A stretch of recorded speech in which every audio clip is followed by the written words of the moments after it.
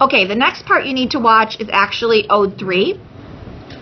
And in Ode 3, we're going to talk about, that's actually where the chorus speaks again. And the chorus is now pretty darn confused. They don't know what's going on, how they can make sense of this, what happened on Mount Kithaeron all those years ago, what could possibly be going on. I want you to take a minute now, if you haven't already, read Ode 3. And now I want you to read Scene 4, which is only a couple pages. Pause the video and then restart it after you've read it. Okay, so in Scene 4, we have Oedipus talking again about what's going on. We also have the Courageous talking about how the servant was Laius's man and how he was involved in all of this. And Oedipus says to the messenger and to the shepherd that they've gotten to come back. Remember, there's the messenger and the shepherd. They're two different guys. He says, wait a minute. Sorry, guys, I disappeared for a second. Wait a minute. How could you be this guy that I should know? You belong to Laius? Yes, born his slave and brought up in his house. That's at line 1061. Oedipus starts really grilling him. How did you work for him? What did you do? Sometimes I went to Kithaeron. Sometimes I did these other things. And Oedipus is going back and forth with him, really ramping up the energy in the play.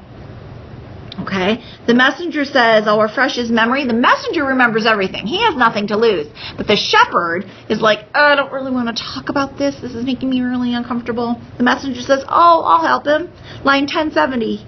But I'll refresh his memory. He must remember when we two spent 3 whole seasons together, March to September on Kithaeron or thereabouts. He had 2 flocks. I had 1. Each autumn I drive mine home. So he's really bringing up this memory that the shepherd doesn't want to hear about. He doesn't want to know it. Then on page 352, we have more revelation.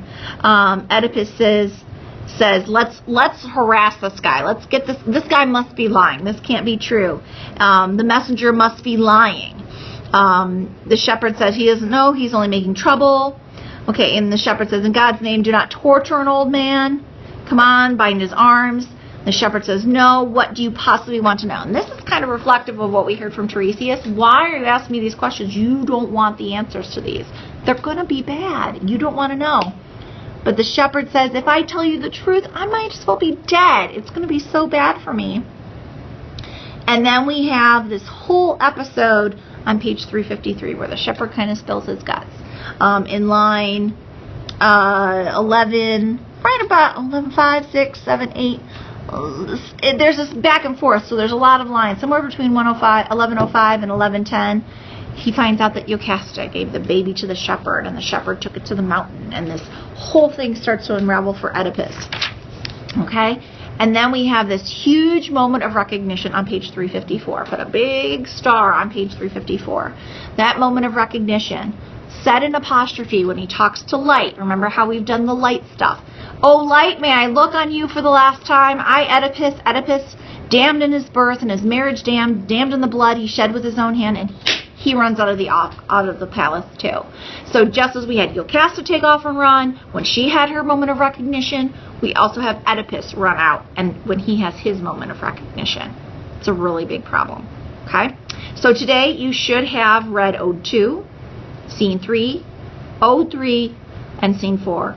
And I also mentioned earlier, should have already, before you watch these videos, completed as much of the Charting the Clues handout as you could.